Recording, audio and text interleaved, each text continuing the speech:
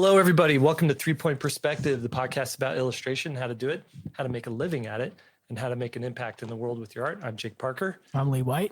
And I'm Anthony Wheeler. Let's jump into it, huh? All right. Today, we're talking about online shops, and I recently made the decision to shut down my online shop for the summer, but maybe longer, maybe indefinitely. I don't know just yet. I've got a lot of thoughts about online shops, so today we're going to dig right down into it. I want to talk about why I started a shop in the first place. You guys have run online shops before and or currently. I don't know what the situation is exactly with your online shop, Lee. But it's something that every artist thinks about at some point. Hey, maybe I want to get into selling merch. Maybe I want to get into selling my art somehow. So this presentation is going to be what it really is, I have a slide deck here, but this conversation we're having is going to be really what's the good, what's the bad of running an online shop, and what I think is a good model for running a shop in the future. So let's jump into it. But before we get into that, really quick, tell me your situation with your online shop as it stands right now. I'll tell you mine first, and then we'll get into your two.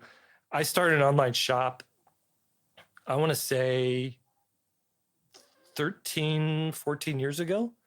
It started small. It started with, actually 20 years ago, I sold my first stuff online. I had the tiniest online shop you could have, which was essentially a link to a PayPal, where if you wanted to buy a thing, just send me money on PayPal and I'll mail it to you. And then that's grown over the years with Kickstarters and all this kind of stuff. So it's expanded to having, 50 items in the shop, it's sometimes even more when I'm selling original art. And now I'm really dialing it back. So that's sort of been my broad stroke overview of running an online shop over the last several years. What about you guys? Go ahead. I'll go first. So I have two online shops currently. So I've had Anthony Wheeler Art up and running, 7-8 years, some running there. But doing commissions and taking orders, on Instagram and Twitter and stuff like that, much longer than that. And then we have had chaoticdrawalong.com up and running for a year and a handful of months. Mm-hmm. And so I run both of those sort of concurrently. Chaoticdrawalong.com makes significantly more money than Anthony Wheeler Art. That one is almost, for me at the moment, is more of a vanity, sort of thing. It's there, it runs. I make a little bit of money from it. But CDA.com really just drives the majority of the revenue for me. But one thing is I've also outsourced the majority of the sort of day-to-day administration of those websites. Mm-hmm. And I've gotten it out of my life, and that makes me very happy. Cool. Okay, my shop is still cruising along. I think of a shop as being sort of, if you use a table analogy, it's definitely one of the legs out of your 4-legged table or 3-legged table. Does a 3-legged table work? It's however many legs you want to throw under that. Yeah, you can have as many legs as you want. I don't think you can have 2. I think yours has 12, doesn't it? 3 or more legs. But it's always this sort of staple in my life. It's definitely not going to make me rich. But what I think it does is it connects you to a buyer. It connects you to people. And what I love about it is when people order prints and they frame them up and then they send me where it ends up in their kids' room, in the living room, whatever. They give it as a gift and they show that. So it's just always been this constant. And how it's evolved for me is it started really small and then scaled up to where I have a totally professional machine, and then we have staging and prep areas that are already defined. And so we've streamlined it over time, which took forever. But slowly over the last 2 years, I've been implementing digital assets too to sprinkle in there. So sometimes people will buy a print and a digital brush pack, and the brush pack is just delivered instantly, or there's a watercolor video I have there, which I'm going to be adding to. And so I don't know, it's just this evolving thing. It never seems like much until I go to do my taxes, and then I log into like, okay, I've got an Etsy shop, I've got my own store on leewhiteillustration.com, and a couple of other little places we sell, but those are the main two. But it adds up. I mean, it really does, again, become a full leg of the table that we're, culling together this artistic life it's messy. I just remember in school thinking that I'm just going to do children's books all day and I'm going to be set and this is my life. And it's so wild. It's illustration, it's teaching, it's these prints. And I don't think I can at least where I am, I don't think I could get rid of any one of these legs that makes up my illustration life. Mm-hmm. Okay. You kind of broke up for me there for a second, but I get where you're going with that. So we all have our experience here. So let's dig into it and talk about what are what's the upside, why it's great having a shop. So the first thing is, number one, it legitimizes your work in a way, right? So when you start selling stuff online and people are actually buying it, like that is a good feeling. at a very basic level, it means that you're making something that is at least monetarily valuable. And for some people, that is like not an insignificant metric to gauge if you're going in the right direction with your work. And I think Cal Newport's the one who said, he could be paraphrasing somebody else or quoting somebody else, but if you're making money off of the thing that you're doing, that's kind of a neutral indicator that you're heading in the right direction, if it's the thing that you want to be doing to support yourself, right? Because people can say all they want, oh, I love your art, I love your art, I love your art. And that may feel good, and that's validation right there. And people may even say, I want to buy a print or put this on a t-shirt, and that's validation too. But until they actually spend their hard-earned money on the thing that you're doing, you don't know if it is actually worth anything in the marketplace, right?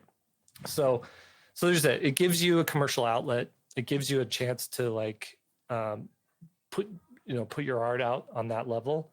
And it also shows that you're in this. This is a professional pursuit for you. Like, you're not just doing it for fun, but you're doing it in a way that you want to be taken serious as a professional.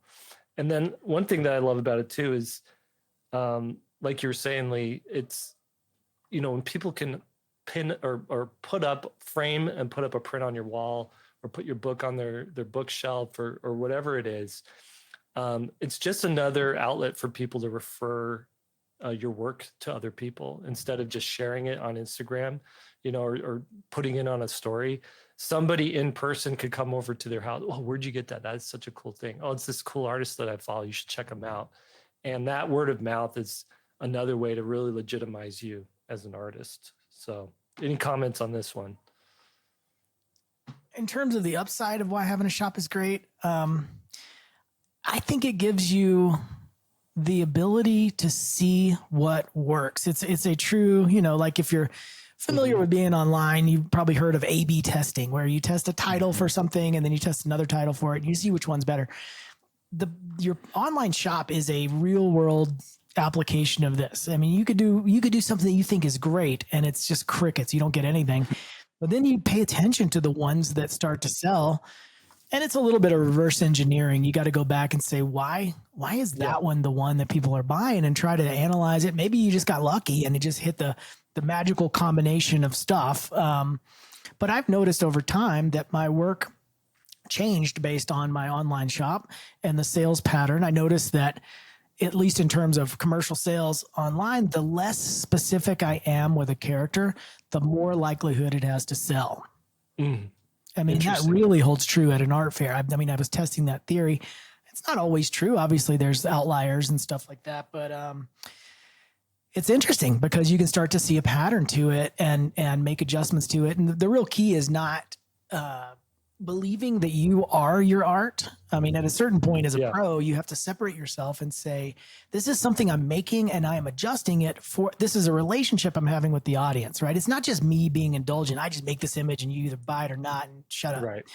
It's an interaction. And if I want it to sell, that interaction has to be mutual, that they're liking what I'm doing. And so I just think it's a great place to test images, because I guarantee you the ones that people like in general are going to probably be the ones the art directors like too, for the most part. So it's a good place to just test stuff out. Yeah. Yep. Agreed. Okay. The next one is, this is obvious. It creates independent income, right? So this is something that I think is great for artists, because when you have direct sales, no middlemen, you get direct profit. Like you essentially get to establish how much profit you want to make on a product, because you set the price. You can source the items and find them as cheap as you want, or you can go as nice as you want and pay a premium for them and then sell it for a premium. Depending, you have that control, and you don't have to, like, you're not at the mercy of, say, a Redbubble who's like, oh, we're going to deal all of this and we're going to give you like 10%, or a publisher, we're going to handle everything. We're just going to give you a little portion of this. Yeah. And that, like we've talked about, it builds a nice passive income stream, though passive is in quotations, because shops do take a lot of work, and we'll get to that in the downside. But the nice thing about this independent income is when you have an online shop, it lets you test the financial viability of your work outside of client work, outside of a day job, those types of things. Yeah. So interestingly for me, I've said on this podcast before, so I left my corporate day job 8-9 years ago. I was making over 6 figures. That was a big blow to our financial income. As we really started to get up and running in my kind of creative career, it then became very difficult to be creative while my wife still had her day job, because I have 3 kids, and at the time that they were much smaller, and there's lots of things going on. My online shop gave us a lot of confidence, and we're not talking lots of money, but it gave us enough confidence that my wife could leave her day job a few years after I did. And that we knew that there was enough kind of repeatable, steady Eddie passive income that we could pay our mortgage on a regular basis. It was a lot of work, and there's a lot of grinding to get done, but it allowed us to be 2 non-conventional people in sort of a conventional system here in the United States, where a lot of people have 2 jobs, 3 jobs, 4 jobs. We were able to dial it back and just kind of rely on some of these things, including my website. So cool. Yeah. Well, let me add to this too, that the upside is it changes the nature of what your jobs actually are. If you have ever self-published something, you have probably learned by now that making the thing is actually the easiest part. Like that's what when people think self-publishing, I want to make a book. I want to make a calendar. I want to make a tarot deck, whatever. Yeah. That is actually the easy part. The hard part is where and what in the world are you going to do with this thing once it's sold? And it gives you a place to put that stuff. Without that avenue, it's those projects would flounder. And like I said, at the end of the year when I'm doing my taxes, I always like to go in and see what's the breakdown, what happened with my shop, what did people buy, and it's always my book and the tarot deck is the #1 sellers. Now those are fairly they're good profit margins. I already paid for the printing a long time ago, but and the price is reasonable, $25 to $45.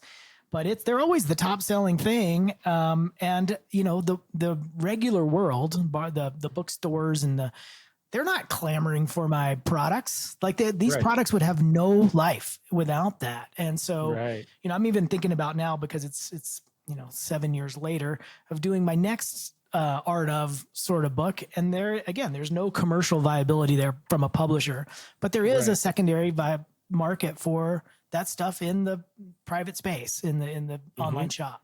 And you only need a couple hundred to 1,000 people to really purchase that to make it not only viable, but profitable. Oh, huge. You're selling it for $45 and 1,000 people buy it. That's more than you're going to get as an advance from a publisher. Yeah. For real. Yep. For real. All right. The next one is it complements in-person sales. So a lot of times people are thinking, well, I got to do a con, or I got to do a show, or gallery, or things like that. And those are great for really getting out there and understanding the psychology of sales and what works and what sells. But the nice thing about having an online shop in relationship to that is you get to stay connected with these people who meet you at a con. You hand them a card and say, follow me if you ever want to get another print or something else. Here's my online shop. Sometimes people don't even buy at cons, and they'll just take a card and buy something from your shop later, right? But what's nice about that is it helps you stay connected. It helps you move leftover stock that you may have established for a con or for a Kickstarter.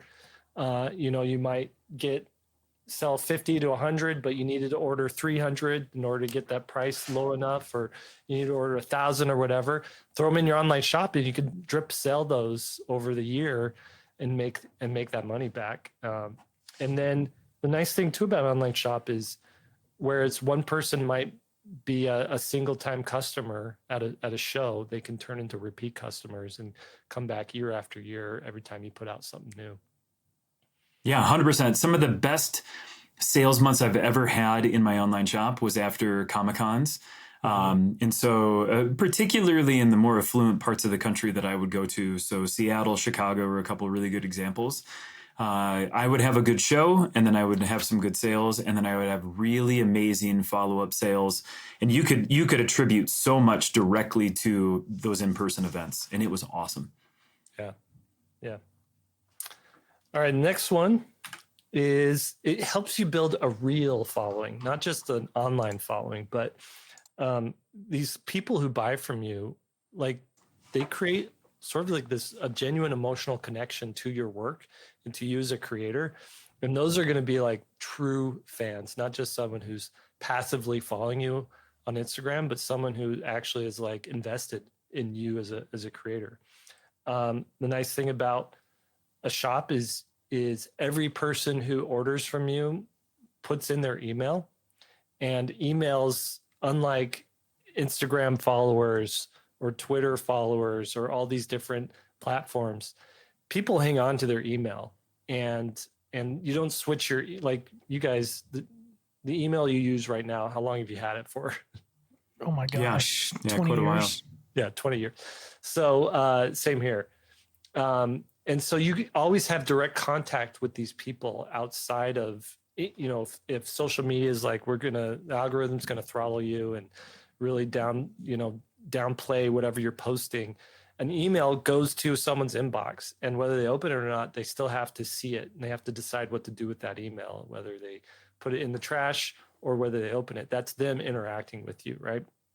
And so that's nice just to have that direct connection where, again, there's no middleman. It's just you and the customer on the other side, or the fan, whatever you want to call it, friends, even. So that's the real following. I think sometimes people are like, "Oh, you have 500,000 followers or 250,000 followers on Instagram. That's crazy." And it's like, no, the number I'm more interested in is how many people are going to buy this book when I self-publish it. Yeah. Is it going to be 1,000? Is it going to be 2,000? That number is way more interesting to me than people who just do a double tap heart and spend 2 seconds looking at my art.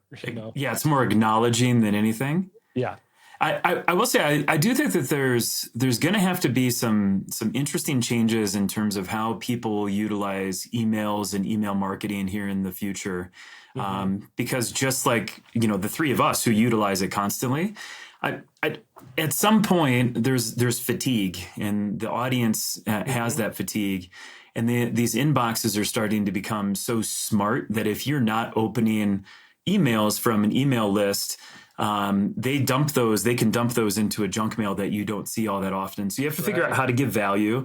You have to figure out what real relationship and conversation is, and then be able to utilize those. And the other thing too that's kind of tricky is like in some markets outside of the United States, the way that people opt into email lists on websites is very different, and the rules are very different based on different worldwide governments. And that definitely leads to some challenges. And we were actually just having this challenge, my team and I, because of how we're developing our email list, but we're also trying to make sure that we're compliant in all these different parts of the world. And it's a head scratcher sometimes. But we still do really good business from our email list. It's awesome. Can I go on an email list rant for 1 second? Let's hear it. Yeah, dude. Do you have a soapbox that you want to get on? Hold on, let me get on. To make you a little taller? Still short, but I'm taller now with the soapbox. The problem with the email thing is that every business started jumping on it, even when they shouldn't. Like I'll go to Chick-fil-A and I get home and there's an email. Hey, did you like your chicken sandwich? It's everywhere. I mean, go to auto parts store and get a washer, and then I get an auto parts email. It's just too much. They should I know that everybody's trying to do it on their own sale, but oh my gosh, it's just so. It's a lot, right? It's too much. And like you said, there's a certain amount of fatigue. And it's because I'm getting an email about a washer that I bought from Home Depot, or anything. It's just too much. Well, and that's, take Gary Vee with the grain of salt, but like he's had way more hits than misses for me. Mm-hmm. And one of the things he said is marketers will ruin everything. Like if there's something good and everybody's enjoying it, marketing people are going to come in and they'll ruin it for you. Yeah. Right. But to go along with that, his whole philosophy has been you give, and give, and then you take. Right. And a lot of these emails are like, hey, nice to meet you. Hey, can I sell you something? Can I sell you something? And my whole philosophy with my email list is I'm just going to let you know what I've been working on and what I think is cool. And when I have something interesting that I want to sell, I'm going to pitch it to you. I'm going to market it to you. But your email, the email I'm sending you more often than not is, look at this cool stuff. How amazing is this? Yeah. I always get the replies from people that are like, oh, your newsletter is my favorite newsletter. I always open it. Yeah. Well, going back to what this slide is talking about in our shop, the one thing I wanted to add here too, in terms of a real following, is I didn't plan for this to happen with my shop, but one of the things is I end up with a lot of product that I have and it's extra. And so how it sort of supplements my client work is I'll start to talk to a client. And we're either discussing a project or I've already signed on for a project or whatever. And the first thing that I do is send them a book, and I send them a couple of prints. And it does a couple of things. The book, because the book that I made sort of explores my working process and shows sketches and all this, it preps the client for, hey, this is sort of what I can expect from this person. So that's a plus. So and then smart. The prints have a benefit of a psychological advantage. When people, this is just a little teaching tip. When people think highly of something, the next thing they see, or if they expect something good of something, they have a good impression of something, the next thing they see from that person or business or whatever, they're more inclined to already buy in with that. There's sort of a pre-built in emotional response. And so I think when I give them the prints and they're like, oh, hopefully they think this looks good. The quality is high. And wow, he didn't have to do that. I have that's really nice. Well, then the next thing is they've already now think that that they're favorable towards me. It kind of leans them in my direction. And hopefully that kind of pushes the overall experience to be at least the direction is going to be good. Yeah, gotcha. Exactly. Yeah. Yep. All right. The next one is an online shop motivates you to create new work, right? So in order to keep an online shop running, you're wanting to always like update it with here's the new thing, here's the new print, here's another book that I made, here's another sticker set or whatever. And that gives you deadlines and it gives you purpose. So when you sit down, like, what should I work on? I don't know what, you get that all the time from people. Well, if you have an online shop, it's like, it's a no brainer. You're just like, oh, what's the next thing I want to put out there for my, my true fans. And so that also makes you become a person who finishes things, who's a shipper, right? A person who ships, because you have to have something finished in order to sell it in your shop. And then a lot of times when you see something's working, you're going to, it just gets you like, when you see something working, it wants you to make more things in that same vein. And so you start to have these nice little collections of, here's all my robot stickers. People like robot stickers. So here's my robot collection, or here's my puppy or frog, collection. You can get a print, you can get a keychain, you can get a sticker, and it's the frog collection, right? And so it just is like this catalyst for creativity. Yeah, agreed completely. Nothing more to add from me. Cool. All right. The next one, and this is the last one in the upside. And if you guys have any other upsides that I didn't think of, go for it. But it lets you experiment. So like Lee, you would never have done a tarot deck had you not had an online shop, or had you not been thinking with a product mindset. Yep. Right. So it lets you try out different product types. Like you're doing well with prints. How am I going to do with pins? This idea that I have for a print might work as simplified version as a pin, or I did great with zines. Now let's try to make an art book or whatever. And it lets you figure out, like, push the boundaries of what your work could be. So you're experimenting on styles or subject matter, and we've brought this up already, but you get feedback, real world feedback on what's working and what isn't, not just hearts, but actual dollars spent on the things that you're creating. So those are the upsides. Any comment on this one, or any others that you'd add to this that I didn't think of? I have a really good example of this. So I think most people know me for kind of my old school traditional cartooning and lots of joke filled kind of work and silly and stuff like that. About 6 months ago, here on this podcast, I started to share some black and white grayscale digital imagery that was more landscape and more abstract and experimental, and it was becoming deeply personal to me. And we put it on our website. We entitled the series of these new prints that I was making that didn't start out to be prints, but it was just experimental work. And we titled it Into the Gray. And in the month that we launched it, I mean, we sold a significant amount compared to what we had sold on that website a month earlier. And it totally gave me the freedom to feel experimental, but also I got a ton of feedback, and people were like, more. And so it has sat with me, and I've been developing new pieces for that line, and how that line could really develop, and how eventually I can make an art book out of it if I really wanted to, and how I can make these prints really big and also very small and get some other utility out of them. I was shocked that A, people were interested, and B, how much money I made in that first month on them. It was great. That's cool. Yeah. And yeah, I should add, since you're talking about different product types, that it even extends to live events. I mean, if people are going to this place that is essentially you, it's just things that you're doing. It's not one thing or another. That was one thing that was interesting, is that putting my workshops in my shop space that people could, and it gives me a place to send people. And it's really easy to implement. Once you've been running a shop for a little while, you sort of just understand how to make a new product, how to sell a digital service, putting my digital brushes in there. I mean, it's everything. I don't sell a ton of originals online, but I did recently sell an original. And it was funny. It was kind of a Three Stooges kind of feeling, because like once I pull it out, the original's huge, and I have no idea how to ship it. It's like, you just fold it, right? You just fold it up.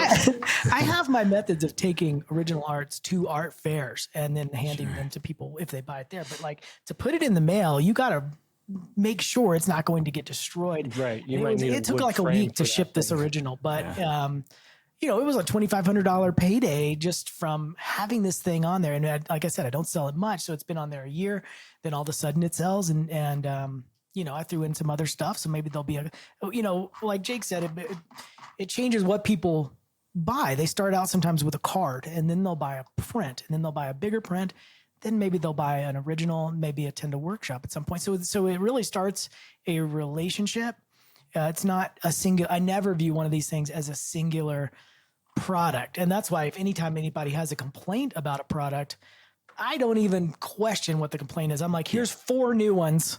Yeah, I want you right. to be happy, because I want them to leave thinking, oh, that was a great experience. I want to see more.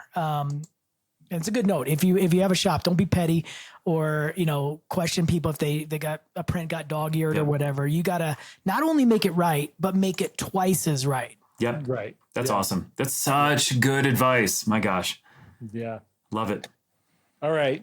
We've talked about, like, right now it's just so glowing. Like, oh man, everybody listening is like, dude, why didn't I start an online shop a year ago? Like this is amazing, but there is a downside, and this is why it's also a grind. Number one, you're always selling. Yeah. It requires constant promotion, constant content creation if you want to keep your sale numbers up. If you don't tell people about your shop, nobody goes to it. There's no walk by traffic for an online shop. Not at all. People have to be reminded, like, oh yeah, that thing exists. And so as a consequence, your social media becomes less about like trying to connect with people and trying to like share your story and whatnot, and more about like, got to convert people to sales. I got to make sure they're buying. And that can lead to a level of burnout, because you're always on. You always have to be like, oh, what's the next thing? I've got to, how can I do this post and twist it in a way that someone buys something,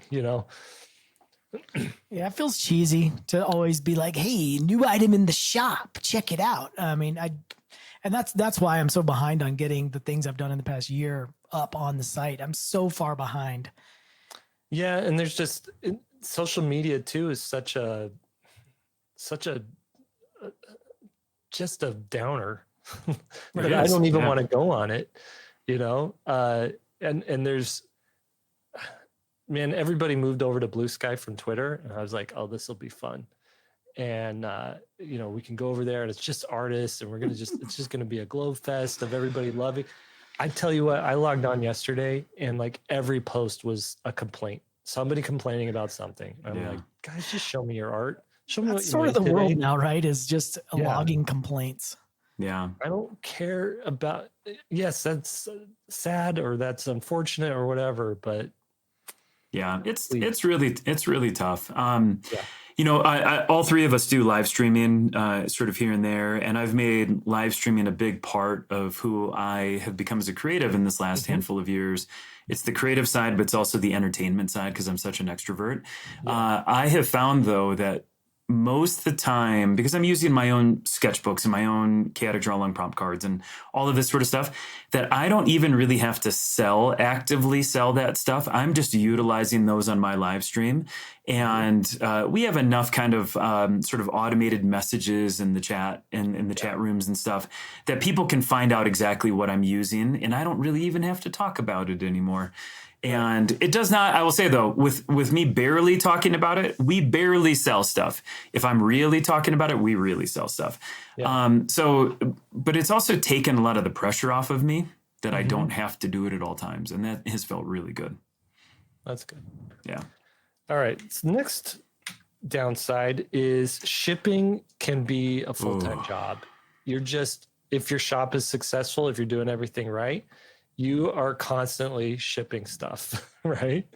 So, and shipping in and of itself is figuring out the complexities of international shipping, tracking lost packages and dealing with complaints. Something arrives damaged, right? How are you going to make it right?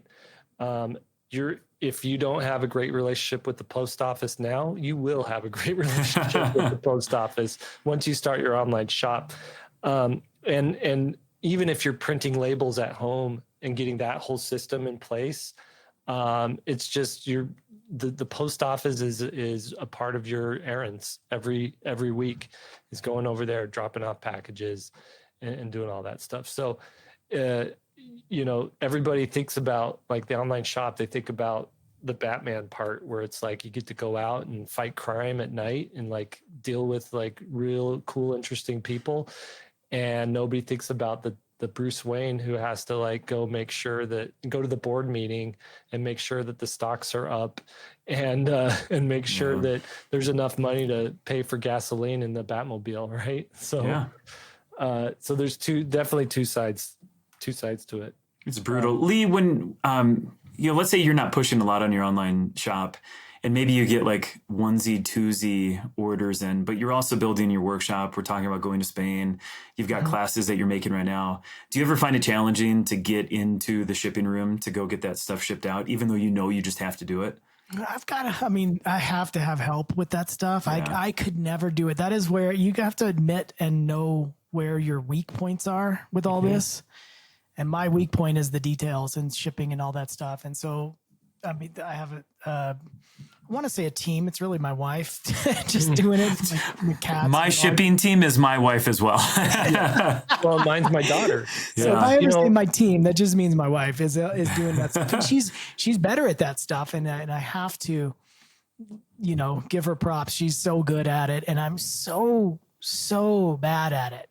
I forget to tape stuff. I forget to wrap it correctly. She does all that stuff. I'm just terrible. See, I'm the opposite. I am so meticulous and careful with it that it becomes it really is not worth my time. That's the way I am too. I spent so much time on this that I could have spent making a new print or could have spent doing that freelance job or whatever. And so as soon as I could, I handed that off to either assistants or now my daughter who's been doing it. She's in college and she needed a really flexible college job. And so I'm like, well, if I'm not paying some rando, I'm going to pay my daughter and help her out there. And so the nice thing is I was able to train her and be like, this is exactly how it's done and just keep an eye on it and make sure it happens. But then again, that's another downside is if you don't like working with other people and you don't like doing it yourself, you're going to have to deal with something uncomfortable somewhere in there with shipping. Yeah. I really struggle. If I have one thing to ship, I really struggle with that because I have this, I feel like I'm trudging in molasses all the time. Like it's just like everything I do is so slow. But if I have 10 orders, I'm like, boom, let's go hammer all those out this second. And I love being able to dedicate 40 minutes of my mental space to get all that stuff done. But it's tough to do if you just have one and it stares at you and it's like, you need to ship me. And I'm like, I don't want to, but I have to. The other thing that I encountered recently, and this is where none of this is fun anymore, is we have an Amazon account and we sell on Amazon.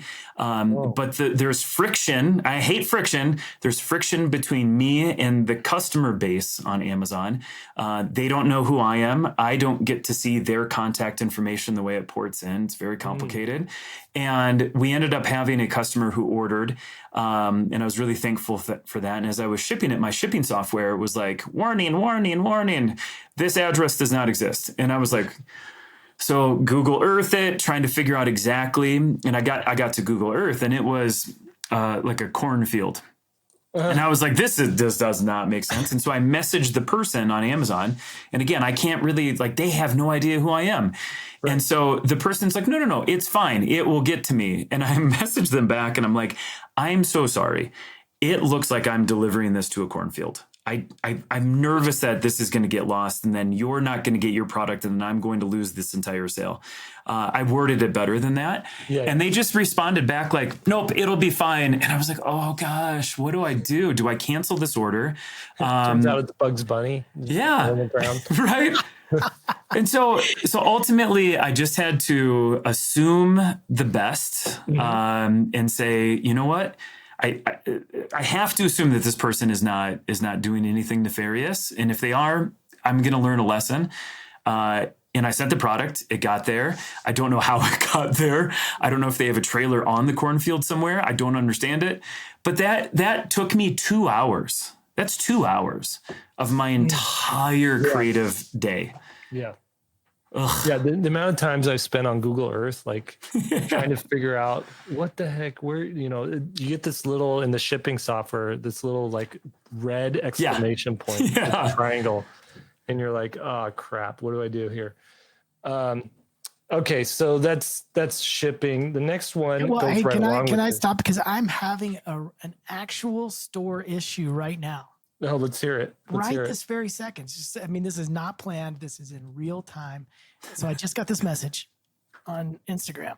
It says, "Hey Lee, just a heads up. Saw one of your watercolor images in an urban sketch group on Facebook. Someone is taking credit for it.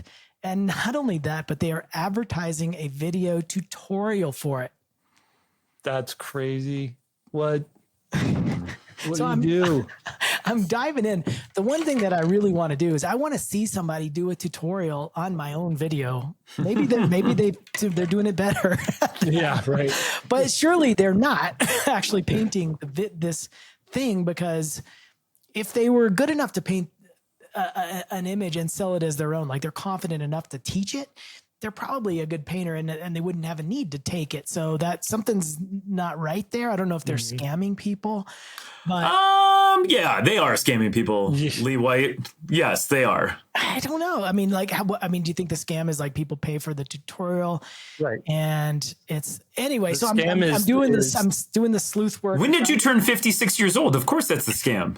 The scam is as soon as they It says put they're their a credit card Nigerian number- prince. I don't know. They could actually be. No, but it's weird. So I'm trying to find it now. Because he said that he says, "I fear I might have been blocked and can't send you the post. I tagged you in it." And of course that prompted the block. Dude, So I hope the person that messaged you is also the person running the scam. That would that make would be my good. life Unfortunately, full circle completeness. they're not. They're an actual artist. They're a realism artist. And so, but now because they got blocked, I can't find it. They tag me in it, but I don't see a tag in Facebook. So this is just one of the things that happens in our modern life, is that people take your stuff, they make their shop, and they try to, I mean, it happens every now and again. We've had our videos at SVS stolen quite a few times. Have you guys ever run into this particular problem? No, not yet. I mean, I'll see my stuff on T-shirts and like print, like online print on demand stuff, Redbubble or whatever, and you just have to. It's another headache. You either just let it go, or you spend the 2 hours to get that shut down. And How do you get something like that shut down? You report it to admin or something? yeah, you report it. They have a lot of these websites will have like reporting, like you either need to email someone directly, or they have a system in place to report it. These big companies, though, they're content machines, right? They only truly exist at this moment anymore to sell advertising or to sell product. And so I would not be surprised if your request for taking things down goes very slow. Yeah. Right. I'm curious if I can find it. I'll pull it up if I can find it during the context of this show, because it's kind of interesting. Well, that leads me to the next one, which is just the whole admin side of things. Shipping's part of that, but there's more than just shipping. It's all the other stuff. Listing, photographing, just getting the shop set up, like designing the shop in the first thing. And if something breaks in the shop, you got to troubleshoot that and like go to Shopify, customer service and be like, why does this plugin not work anymore? And then managing the inventory. Sometimes you might sell something that you don't have any more of. And so then you have to reimburse people and you have to get that sorted out. And then there's always, emails that come in, customers having questions. If I buy this and this, can you save me on shipping here? And people just trying to communicate with you, even if it's like positive, like, oh, I love your stuff so much. I just want to let you know that there's still requires a response and time to do that. So a lot of admin work just eats up a good portion of your day or of your week, however you're managing your shop. It's a huge deal there. It's a big point. In school, all we did all day was make images, talk about images, critique images, and then go back and make more images. And that's what I thought my life was going to be. And now I've actually had to build a schedule that allows me to have an actual art practice because there's so much admin in being an illustrator and doing, again, all the legs of the table require what you're talking about, a setup, dealing with a product that you have to buy or a customer that did this or that. It could literally, that list never goes away. And in fact, even as you're doing it, more stuff is getting added to it versus the stuff you're finishing. Yeah. And so I realized at a certain point, it will never be done. And I need to carve out a space for art practice. Otherwise, the admin will take over. It's crazy how much it is. Yeah. I spend a few $1,000s a month right now to not do it. I do. I really realized my personality and like where I was in my personal life with my kids and my wife 2.5 years ago, and like where my major deficiencies are. And it's getting down into those like really gritty details because it was taking me away from all things creative, which meant I wasn't making anything new to be able to sell or to product. And I decided to outsource it to a team I trust, and I spent a few $1,000s a month on it. Some months I am not profitable, but there's other months I'm really profitable because I get this help. So yeah, yep. All right, the next downside is the content treadmill. So and this is not just posting about it online, but it is, where I said it was like a bonus or it's like an upside. It's also, you have this pressure that you have to keep releasing new products. So in a way that's like a creative push for you, but it can also be a grind. And like, if you want your shop to continue to perform, and if you're relying on it for one of your table legs, you have to release something new in your shop all the time. It's just hard to maintain that schedule moving forward on and on and on, right? And so that's just like, what I said here, creativity can feel transactional. Instead of just showing up and being like, what does my creative spirit want to work on today? It's like, nope, your creative spirit needs to go design a new print for the shop, whether you like it or not. Right? Jake, do you remember the last thing for you that felt transactional? Do you have a good example of that you can remember? Like something I made purely for, not because I wanted to, but because I knew it would sell well in the shop. Yeah, either that or maybe something that you had to make a follow-up to because the other component was doing so well that you needed a second. Yeah, so like my drawings books, I did drawings 1, it did amazingly well. I was like, bam, I'm going to do drawings 2. That did well. And then I was like, by about drawings 4, I was like, am I really into these? Do I really want to make something? Am I really wanting to make this particular style of book, right? And so if you see drawings 5, I shook it up. I changed the color design. I put a comic in there. I put a tutorial in there. And that was me trying to not be so formulaic. And so like, it was me trying to like speak to the creativity that I wanted to be doing. And then shifting gears even further and doing the spaceships book and the robots book as being like fully, here's the thing that I actually creatively want to be doing. And thank goodness people like those, because it was fun to do the second follow-up to spaceships with the robots. Yeah. On a smaller scale, I've done print designs where I'm like, well, it's winter time. I should do a winter piece because people like stuff for the winter. So let's just do a winter thing. Right. And let's try to get as happy and excited about this as we can.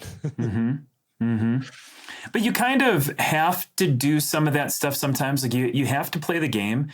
And I really love what Lee said a couple of minutes ago is like, even though we might have a different connection to some of the art or some of the story, but the more ambiguity of a thing where somebody can apply their own personal life or their background, their bias to it, or just their own story to it, that artwork then becomes theirs. And so even if it was a bit of a grind for the three of us or in the audience itself to be able to make, somebody else is not necessarily going to see it like that, and are going to apply amazing energy to it, which I think is really cool. It's tough though. It's really tough. Yeah. And I think the positive twist on this, like I think about my friend Jed Henry, who he is always doing one for the fans, one for me, one for the fans, one for me, you know? And he's like, and if you think about it that way, he's actually really providing a service. Because if you're a fan of, let's say, Naruto, right? And you're like way deep into that manga, you purchase artifacts that show how in love with this that you are, because it's a part of your personality, it's part of who you are. And he provides an artifact that helps you fulfill that need, right? When he does a Naruto print. But then, like, he just recently released a samurai frog on a fish jumping out of the water with a frog on the back who's a samurai. And like, there's no fan base for that. Like, there's no like, yeah, I'm a Samurai Frog fan, right? It's just him like, I'm really into this. I like this. It's Japanese flavored. I'm putting it out there. And, it'll probably sell well because he is tapping into certain zeitgeist stuff that just people are kind of into, but it really does feel personal. It doesn't feel like. And that's something to acknowledge too, that you got to work through what those images are. If you're just creating for the fans, without your own personal connection to it, it's almost impossible. I'm having that issue right now because I'm doing an art fair in Breckenridge on July 4th weekend. If anybody wants to come up and see me live, please come visit. Thanks for the invite. Yeah, come on up. I'm inviting you right now. But, I don't have really, Breckenridge is a very ski-oriented town, very, mountain-oriented town, of course. And I don't have really any images like that. So I thought, it'd be nice to have something in my booth that was that. And so I thought I set about to creating a ski, snowboard type image or whatever. And I could not get over the hurdle of it just felt like I was creating it in a inauthentic way. And I had to really think about, okay, how do I feel about skiing and snowboarding? What is interesting to me about this whole thing? So I had to do this research. It was so much harder. I thought in my head, I'm just going to paint some cool mountains, put a skier on there, and it's going to be great. It was so hard and I couldn't do it. And then I ended up researching and whatever. And I found a reference image of a gondola that I thought was so cool. And I was like, oh, thank you. Okay. So I just anchored onto this gondola and then I think I'm going to make this gondola image. I still haven't painted it yet, but you have to find where your personal connection is to it. And painting a skier or a snowboarder just going down a hill was not for me. And you don't want it to feel sort of, transactional.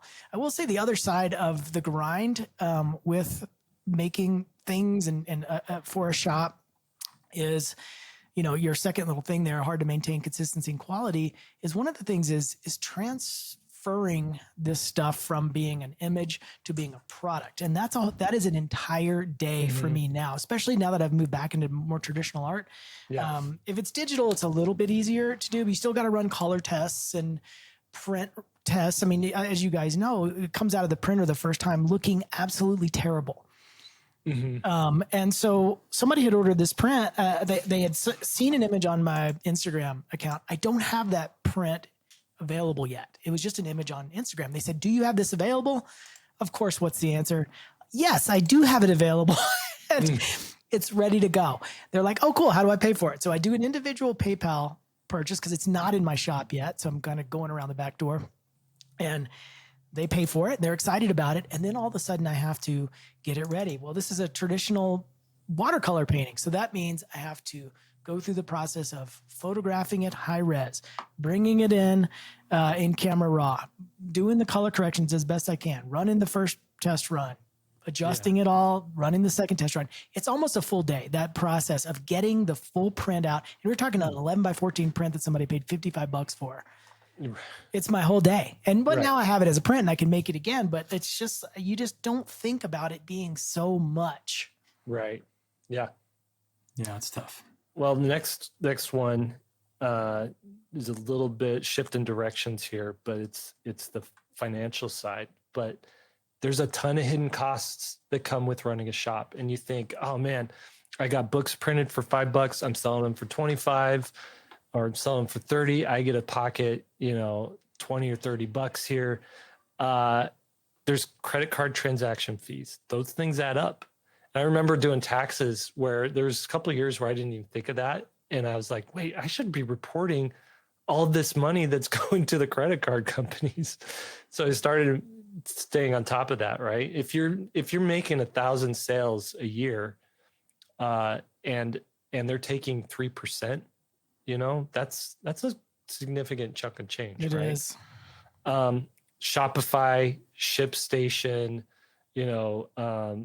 all of the different services, the plugins that you're using. I have a plugin that helps me do buy one, get one free on my shop. It just calculates it for you. All those things have a cost to them. It could be anywhere from $20 to $100 a month, right? And then there's just taxes, keeping track of sales tax if you're in a state where you have to record that stuff. And then there's like ordering packing materials. How many of you have spent over $2,000 on uline.com ordering boxes or whatever, website that sells bubble wrap and boxes? There's a lot of costs that go into this, and it's not something you should forget about or not know about. Yeah, it's demoralizing, isn't it, at times? So you were talking about Shopify. So on both of my websites, I pay over $100 a month for the plans that we're on. Mm-hmm. ShipStation right now is $50 a month. For the amount of like user access and stuff that I have, because I have multiple people who can access it. I've got a couple of orders that they're processing too. They charge for that. Yeah, and upwards of that, right? I have a couple of plugins for the website, and I think one of those plugins was $20, and very similar to your buy one get one free. We have an email list or an email website or email thing, and we pay $20 a month for that right now, and like all of those costs just continue to mount. I was looking at, we also sell on Amazon, as I mentioned. I was looking at sort of like what we get back out of it. So one of my products is $31.59 over on Amazon, and that includes the shipping cost. So Amazon takes like $4.29, $4.59, somewhere out of there. I have to deduct the shipping cost out of that. There's which is like, depending on where they're at, can be up to about $6, depending on the zone in the country. I then have to take 40% of that sale and set it aside in a separate account because, we have an LLC, but we still have to pay taxes, and it's hard to know what the tax code is going to do on any given day. And then there were administrative fees to be able to get all of those products up on Amazon. By the end of one sale, I have made a quarter. I've made a quarter, and now I live in Lee's basement. And so it's like, it can be demoralizing. And so if you have one sale, it stinks. You have to figure out how to be able to get up to like 10, 20, 30 sales to make some of it worth it. Can I tell you how to fix that? Yeah. Okay. So you've heard of TurboTax, right? Sure. Of course. So TurboTax, I've realized, is a pay what you want type system. You come up with the amount of tax that you feel like you owe, not that you actually owe, and then you adjust all the numbers in TurboTax to fit that. Oh, yeah. Nice. It's very easy. I mean, I have an accountant. I pay my accountant. No. You can't use an accountant in this. This is a different system. Welcome back to Tax Fraud, starring Lee White. Lee, tell me a little bit more about how you're defrauding the government.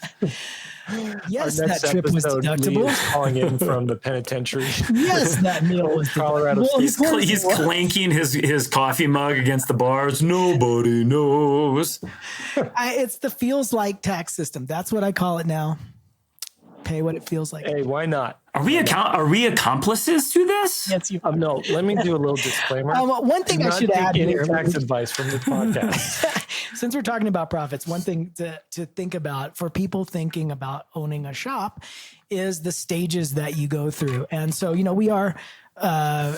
all three of us have been doing this a long time. And so we are trying to maximize profit at this point. We know what's going to sell for the most part. We know sort of how much is going to sell for the most part. And so now we're at that stage where we're trying to maximize profit. That is the worst mentality you could have when you're going into it, because the first stages are really testing your market and testing your products, and profit should be the furthest thing from your mind. I don't want to say that. It should be a motivator that's down the line. But the real first steps is, do people want my work? Which work are people going to buy? How much will they pay for it? Yeah. And all these services like these Society 6 or something, print shops, you're not going to make any money. They're going to make the most money from it. Yeah. But what you get to do is test things for, I don't want to say for free because there is a cost there, but it's back end cost. You can test things and see, do people want my work? Will people buy my work? Mm-hmm. The worst thing you could ever do is say, I'm going to try to maximize the profit on these prints. So I'm going to buy a $3,000 printer right out of the gate. I'm going to invest in a shipping station. Yep. And then it's just sitting there like the most expensive paperweight you've ever purchased. Yeah. And so that's the stages that I say is like the first stage is just product testing, viability testing. You're just in pre-market at that point, and just information is the goal, not money. And then the next stage is starting to optimize. Okay, this image sells. Let's make more of those. It's a hypothesis. Will more sell if I make more of that? And then you get a certain consistency, and that's when you move into the final stage, which is trying to maximize your profit margin. I love it. That's some of the best advice you've ever given here. Every now and again, on top of the tax advice of just paying whatever you want. Oh. It's like we get to talk about defrauding the government. We also get to like Lee's petty corner. It's fantastic. All right, the last downside, and if you have any more to add to this, go ahead. But storage becomes a problem. Like you have your prints that you need to store a certain way. You have all the shipping stuff, the tubes, the envelopes, the sticker, what was the labels, right? All of that stuff can become cluttered. If you're shipping books, if books is a thing, books take up an enormous amount of space, pins, stickers, all that kind of stuff just takes up space. And if you're not set up for that, if you're living in an apartment, or if you have somewhat of a small space, you don't have a garage you could put this stuff into, where are you going to put it? Like, where's all this stuff going to live? Is it, Will Terry, if you saw the Will Terry episode where he died, but not really, he showed the interior of his house. He's got a tiny, I think 800 square foot house or less. And it's just full of boxes because he's running his business out of that house until he can move on to something, a better space for that. So you got to stay on top of it. You got to stay organized. Some people get really into like organization, my daughter and my wife especially, right? And me, it's like I appreciate it and I like doing it, but it's not like a thrill. Yeah. It's not a thrill for me. Lee, where do you keep all of your shipping stuff? I have a space in the basement. We have a basement that's the full size of our sort of floor plan, and it's unfinished, and which I want it to be unfinished. I like it like that. I have my half pipe down there. I've got my print room down there. Mm-hmm. I've got a disc golf basket down there. It's I love being down there. Yeah, we have the same thing. Half of our basement is taken up entirely by my shipping arena, and it's a lot. I have my garage. There's a whole wall in my garage that's devoted to that. And then I have a storage unit offsite that, again, talk about hidden fees. I have to pay for this storage unit. We keep other stuff in there, but it's mostly been a storage unit for books. Yeah. So those are the downsides of running a shop. You've had the upsides, you have the downsides. What if there's a way that maximize the upsides and minimize the downsides? Are you ready for this? I've got a solution. I've seen people doing this, and I think this is the way forward if you're not going full bore into it, like trying to build an empire like Anthony Wheeler here. And it's this. I call it the open window model. So what we've been talking about is having an open door shop where you can just come in anytime and buy whatever you want and leave, right? And the open window model is you have a narrow window where it's open for a few days, once a month or once a quarter. And what that does is it creates a sense of urgency because the shop is only open and it's going to close in a few days. So you encourage people to act right now instead of, oh, I'll come back later when I think of it again, or I'm not ready to make this purchase now. But instead they have this 3-day window where they have to make a purchase. So you only open your shop for a few days and then you shut it down, and it just gets people moving. Okay. The next part of this is you release something new every opening. Okay. So if you're going to do it quarterly or if you're going to do it monthly, you might have one new sticker or two new stickers, or you might have one new print. And instead of saying you can go buy this print right now in the open door thing, you're showing photos of, hey, I just dropped a new print. Don't forget, you can go buy it. And people are always like, well, I'll come around to that when I get to it. But if you're like, hey, I have a print that's coming, it is available for 3 days. And once the shop closes, it's no longer available. I'm just making as many as are ordered. Or you do that with pins, or you do that with a zine that you're going to make. Now, to play devil's advocate to that, I love that idea, by the way, in terms of an admin standpoint. You can group everything together. You get a bunch of orders. So like Anthony said, once you're in the zone, you're just shipping and it's easy. Yeah. Do you prevent my mom's birthday's next month and I want to buy the print before that, like the special event buyer, or the drive-by sort of thing where like, I didn't know it was going to end up on Jake Parker's website, but here I am. I want to buy something. Oh, the shop's closed. Does it discourage that? So when the shop is closed, you have a little thing there that says missed the window. Put your email here so you never miss the window again, and I will notify you when the shop opens again. And what that does is it just gets them salivating more, like, oh shoot, yeah, I want to get on that because there's a print that no longer is available anymore that I wish I want could people to comment. Well, if you would be a person who would fill out the email and that would be your reaction, like, oh, I can't wait, or would it frustrate you? I'm just curious. Because I like this idea if it works. It's part of your job though to, and also it's a great way to weed out people who aren't true fans. But it's part of your job to get people excited and get them anticipating this, right? But then also, this is a good way to really get a strong targeted email list of customers instead of just people who are passerbys. I like it. Can I, and I assume you have more to the PowerPoint here. One more to this one, Okay. but go ahead. So maybe I'll hold my question until I see that slide. Okay. And then the last here, obviously, is you close it down between drops. And what that does is it reduces this weekly admin that you're doing, this weekly shipping that you're doing, this weekly like email support answering that you're doing. It lets you have these like weeks at a time of just, I'm making stuff. I don't have to worry about shipping orders or anything.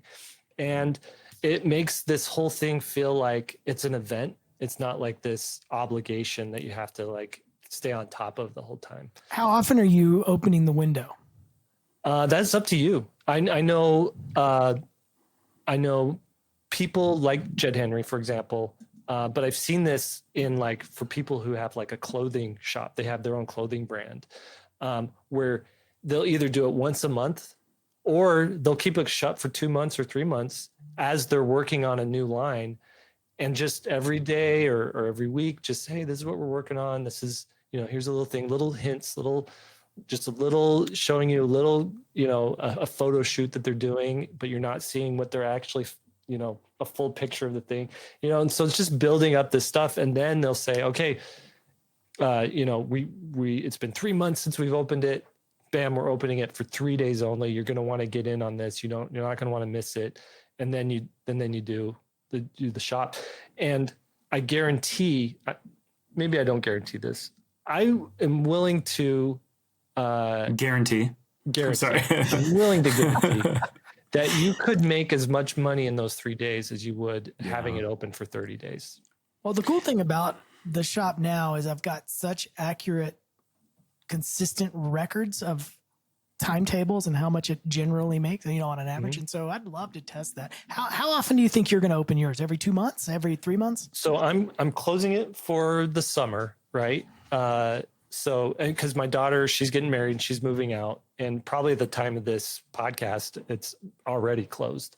So I'm closing it for the summer, and then either I'm going to find someone who I can replace her with, or if it's just going to be me and my wife doing it, I'm probably going to open it quarterly and just come up with a fall drop, a winter drop, a spring drop, and a summer drop. I'm going to do the same thing. I think I'm going to do. And did you do a little promo for the ending, like the shop's closing? Get in. So right now, what I'm doing now is I am getting rid of inventory. Like I just want to get rid of all the last few boxes of the drawings books. I want to get rid of all my stickers. I want to get rid of all my pins, because when the shop opens again, I only want to have like 5 things available instead of 50 things. And because a lot of times, like if you have too many choices, people get indecisive and they don't pick anything.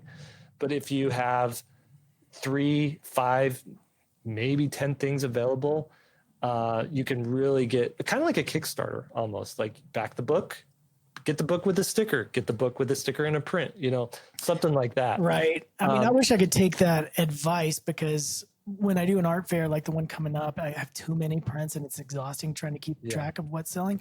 And then it's also, too much stuff. Like on my website, it's just a growing list. I don't cultivate it, but if you look at any other business, like you were saying clothing, so look at that as an example. They don't just keep every year's clothing on the racks and then just keep adding more clothing. They pull what happened last year off, and then they sell it at deep discount or whatever, and then they put the new line on. That is such a better way of thinking about it. But then artists are so insecure. I'm so insecure. I want what if they want this one? What if they want this one? And I'm the same way. The way that people think. Yeah, you guys are all about this. Like, I am so insecure that I would not do this right now, and not under my current circumstances. And so, Jake, what I was going to ask you though is I've got to think that there are some up and coming illustrators or some people that are trying to get out of their day job who are freaking out right now about a strategy like this, because they're like, oh my gosh, if I turn the faucet off and there's not even a little drip, for the next couple of weeks, how am I going to do this? So I think what I would love to hear from you is really trying to get back into the shoes of one of those up and coming creators. Is like, how would you make sure that you're positioning this quarterly system that you're proposing to make sure that they maximize their absolute profits during that? Like, what would they do in those 3 months to ensure incredible success? Well, while Jake ponders that for a second, the one thing I will say is I always think when I'm looking at strategy, what's the worst case thing that's going to happen here? And the worst case thing is they close the shop for 3 months, then they open it for the big sale, and then nothing it's not the big stampede that you hope for. And then you just keep it open like it was before. So that's the worst case scenario, is you just lose 3 months. Yeah, but 3 months for somebody who's on the verge of not paying their mortgage could be really scary. Well, if you're just starting out and you're hoping your shop is going to pay your mortgage, you're already, I'm trying to be the devil's advocate, Jake. No, but I would say this. I've run 6, 7, 8 Kickstarters. If I haven't run them myself, I've been watching hundreds of Kickstarters, like very closely, because Kickstarter traditionally has been a significant income for me, right? And it's the same thing that I see happening with Kickstarter happens with anytime I launch a new product in the shop. And that is, there's a ton of hype and a ton of excitement the day of. And then the second day, it's about half as much. And on the third day on a Kickstarter, you're lucky to sell, you're half of that half. Yeah. Sorry. Yeah, exactly. To the point where the deadly middle, like the dry, dead middle of the Kickstarter, there's been Kickstarters where one person backs me in a day. And I'm like, gee whiz, what is going on here, right? And then there's this uptick at the end when people are like, oh yeah, that thing, I forgot about it. I gotta back it. And you'll get maybe 75 or 50% of the day one backers at the end as well. True. And in my shop, I'll see the same thing. Hey, I've got a new print for sale. You'll sell 10 prints that day. You'll sell 5 prints the next day, and then it tapers off. But the thing is, you never have that uptick at the end because you never shut down the shop. You never shut down the print sale of that. So my thinking here is, what if you took the end of the Kickstarter or the end of that thing and the beginning of it, and you compressed it down to 3 days instead of 30 days? And some people might have missed it, but I guarantee those people that are super upset aren't going to miss the next one. Yeah. And if it really does become this thing where you're worried and like 3 months is like a really long stretch for you, do 2 months, do 1 month. Yeah. Well, what I love about it is it really does reduce a single item task is the killer of an illustrator. Yeah. It's being able to group a bunch of things together and actually make a dent in something that is the positive use of your time, in my opinion. So I'm trying to reduce single task things. Like I said, with that one print, took me a whole day for one thing. It just wasn't a great use of my time. So I love this in that it groups everything together.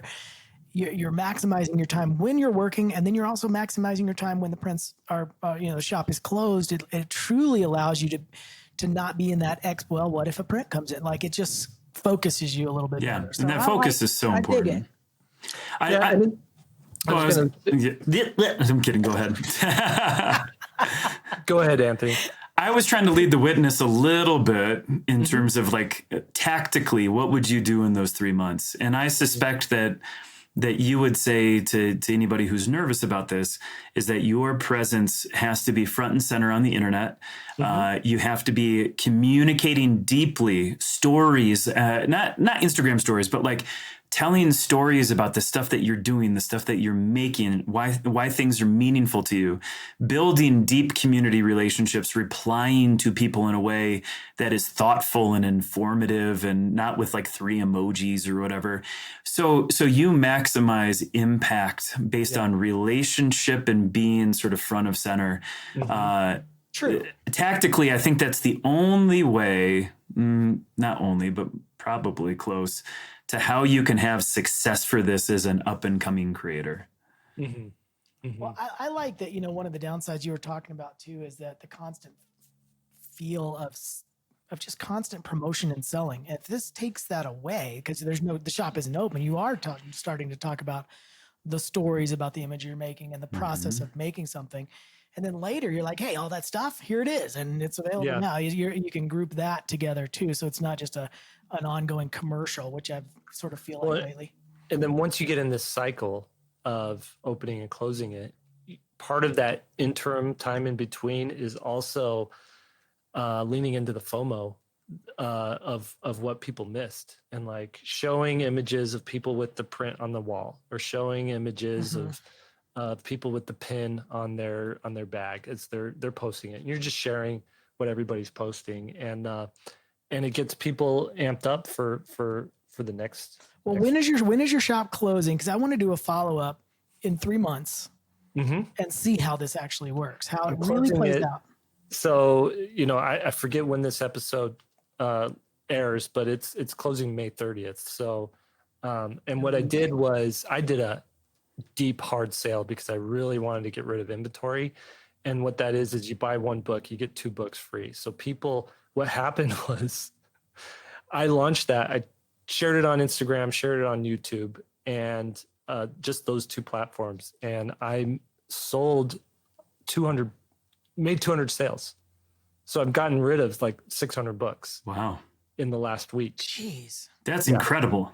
That goes back to some of the top selling techniques. So you've got you're impulsing people to purchase something on the moment, get it done. You've got fear of loss. People do not want to miss out on a thing. And then you have the Jones effect. If your neighbor, the Joneses, have purchased it and done it, well, you should do it too because it was good for them. That's pretty amazing. Yeah. And what's interesting too. Yeah. Well, I think I'm so sorry to interrupt. Like Jake is going to have such a busy summer. It'd be really nice to do you two guys side by side in terms of like shutting things down at the same time or roughly the same time with a build up to it, and then see what happens. Yeah. I'm gonna do that, but I'm gonna try to do it without the build up for the close, because what I want to test is that sort of creates the false sense of urgency. The thing gets baked into what the numbers were pre-close. So I want to see what my true 3-month average is with just it being open 100%. I'm just going to close the thing down, no sale, and then close it for 3 months, and then open it with the big hoopla and see how the averages compare. Okay, you could. Yeah, I mean, you could still do a close down sale if you want to get rid of inventory. Like if you got a ton of, and then I just don't use that in the metric. You don't even have to use the sale. You could just say, "Yo, dudes, I'm closing down in 10 days. Giddy up." What's interesting, the thing I was going to say was looking at some of the people who ordered stuff. These were people who I thought had back to Kickstarter. Like they're familiar names I saw, and I'm like, oh, you never bought these books that I've been selling for 2 years now or 3 years now. And it was just, some people are just like, well, I can't drop $60 or $75 on Jake's books, but I like his stuff, and this is a sale I can't refuse. So I'm going to go all in on it right now. And the other thing cool is I had all these, I got really zealous with pins, and I ordered way more pins than there was demand for it. So what happened is now every order is getting a free pin in the order. They're getting all the leftover stickers that I got. So these are like jam-packed boxes that people That's so are getting. nice. And so let me ask you one more question about the inventory. Excuse me. So you've cleared out a bunch of stuff, like with prints and stuff like that. Are you truly down to like 10 or 15 prints available on your site only? So leading up to this, I wasn't selling prints anymore. Like every once in a while I'd sell a print. That's where I'm at too. Right. Like everybody's bought a print, and I think the people who are now buying prints, everybody in a certain generation has bought a print. The younger people who are coming up, getting their apartments, getting their own space, buying a print, they don't want my stuff. They want people who are 10 years younger than me, the art that they're making. That's what it feels like, right? And so, because my fans have sort of aged out buying prints, and they're aging into who knows what, right? So what I did was I just took prints off my website. I just completely eliminated that section, unannounced. I just took it off. Nobody has cried and said, wait, where's all the prints, Jake? Now they will. Well, good. And so that made me realize, that was a good choice there. We took the pins off, and we're just throwing those in with the orders.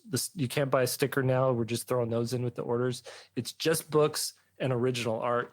And speaking of original art, that was the thing, is you could open your shop for 3 days and just have an original art sale. Yeah, do a drop. And just say, I've done 50 original pieces here. They could be how many pieces you can get finished in 3 months. And those will sell quick and hot in a 3-day period, as opposed to just having them available over years. Right. Yeah. Yeah. Okay. I love this idea. I think this idea works really well with a seasoned creator with a relatively okay social media following. I think it's going to be a really interesting test, in comparative test between the two of you, in terms of like what this can do.